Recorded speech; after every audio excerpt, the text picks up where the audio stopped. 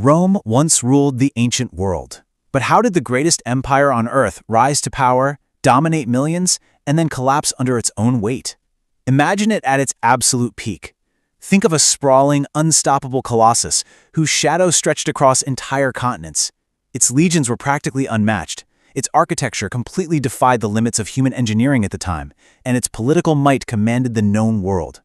It was, without a doubt, the absolute pinnacle of ancient Western civilization. So we're going to dive right into this explainer and unravel one of history's most fascinating mysteries. How exactly did all of that unprecedented power just fall apart? This isn't just a dry story about ancient history, you know?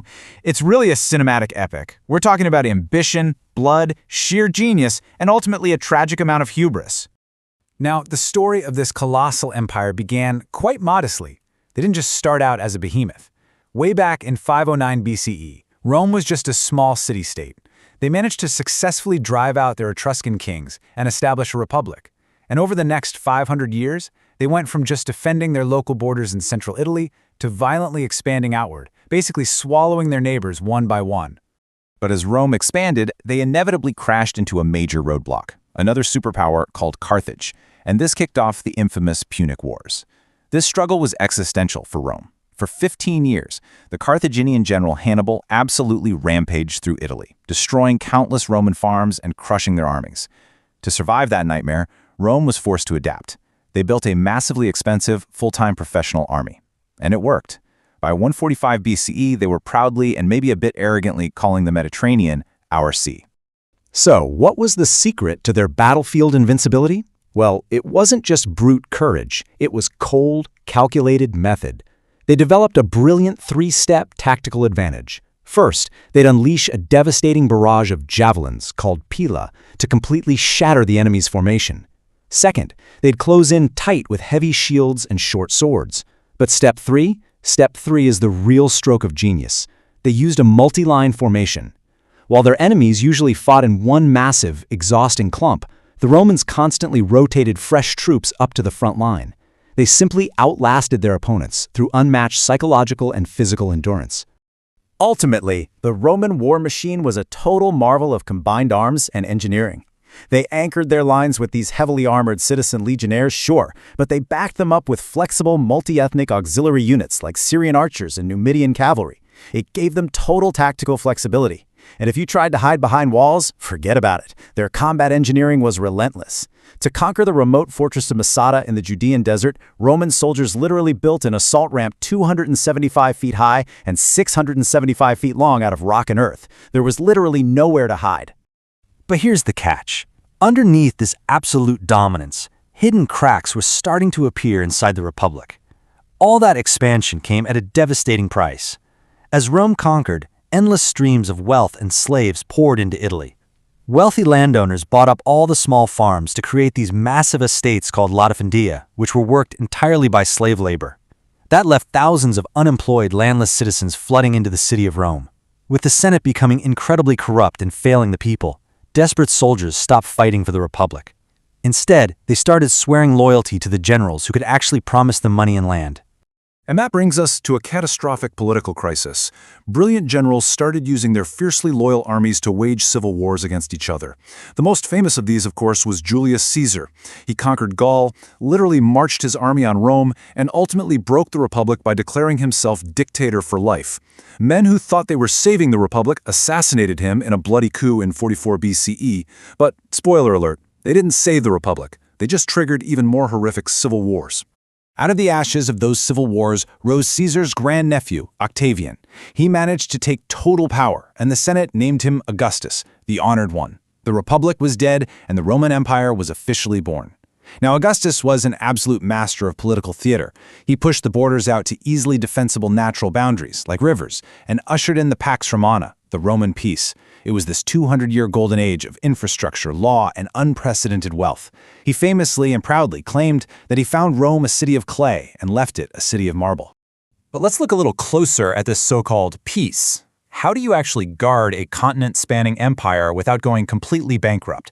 Well, Augustus used an incredible economy of force. Instead of garrisoning every single inch of the border, Rome used client states as diplomatic buffers. Think of places like the Kingdom of Mauritania under Juba II or Judea under Herod. Rome controlled these neighbors through sheer intimidation. The psychological terror of those invincible legions, held quietly in reserve, was often enough to keep the peace without a single sword being drawn. But nothing lasts forever, right? The Golden Age eventually shatters. Between 235 and 284 CE, the empire plunged into a terrifying period known as the Crisis of the 3rd Century. And it was a time of absolute dread.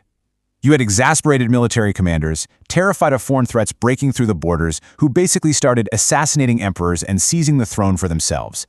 The economy totally collapsed, civil war became the daily norm, and the once unstoppable empire violently fractured. You might be wondering, why couldn't the mighty legions just fight their way out of this crisis like they used to? Well, they were caught in what historians call an institutional trap. Back in the old Republican days, governors constantly conquered new lands, bringing in massive energy surpluses, looted gold, new grain supplies, slaves. But as an empire, that expansion halted. The borders stagnated, and the cost of maintaining massive garrisons and civil governments simply skyrocketed. The empire became too massive and way too expensive to maintain without that constant influx of stolen wealth. And beyond the battlefield, invisible enemies were decaying Rome from the inside out. In a tragic twist, their very success became their undoing. Their thriving trade routes with Asia brought devastating epidemics straight into the Mediterranean. Their famous walled cities and beautiful public baths ironically became super spreaders for these pathogens. On top of that, modern analysis of tree rings actually shows a distinct drying of the climate starting around 250 CE. So you've got famine and plague causing a dreadful demographic collapse. A shrinking population meant fewer taxpayers, which meant they literally could no longer afford the military they desperately needed to protect them. To save the whole system from total collapse, the empire had to undergo a radical surgery: survival through division. Emperors like Diocletian and later Constantine split the administration of the empire right down the middle. You had the Latin-speaking West, which was starving, heavily depopulated, and bleeding from constant barbarian attacks. And on the flip side, you had the Greek-speaking East, which was vastly wealthier and centered around the impenetrable walls of a new capital, Constantinople. The power, the money, and the future shifted eastward, leaving the original city of Rome entirely in the dust. While those physical borders were shifting, an internal revolution of faith was totally sweeping the empire. In 313 CE, Emperor Constantine officially legalized Christianity, and by 380 CE under Theodosius I, it became the official state religion, with ancient pagan practices being strictly outlawed. Now, the historical debate here is fierce. Ancient paganism tied a citizen's religious duty directly to the state and its military glory. Cautiously speaking, some scholars argue that replacing this with a universal faith fundamentally altered the cultural DNA and civic unity of the Roman citizen, potentially weakening the traditional Roman state. Which brings us to the terrifying domino effect. The borders finally just broke. Driven westward by the terrifying Huns, various Germanic tribes poured into Roman territory.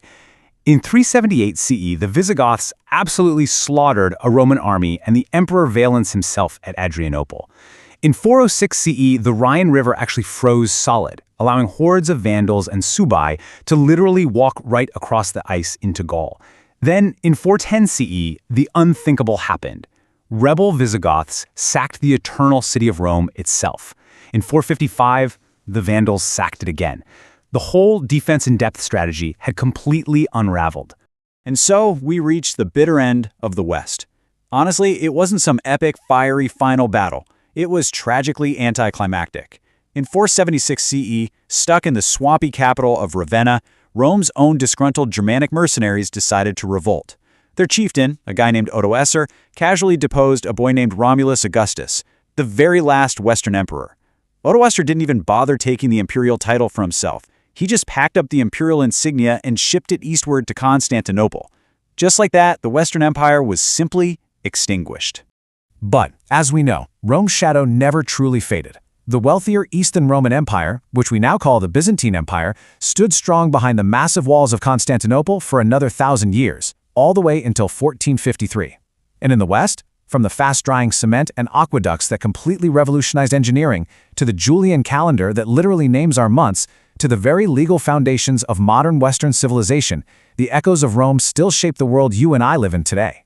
Which leaves us with a final, profound question for this explainer. What do you think? Do you think Rome fell because of the overwhelming force of its barbarian enemies, or did it collapse from within, ultimately destroyed by its own political corruption, economic traps, and internal mistakes? It's a debate that holds a mirror up to every great superpower that has existed since, and it's one we're still having today. Because the truth is, Rome did not fall in one day. It collapsed slowly under the weight of power, ambition, and its own mistakes.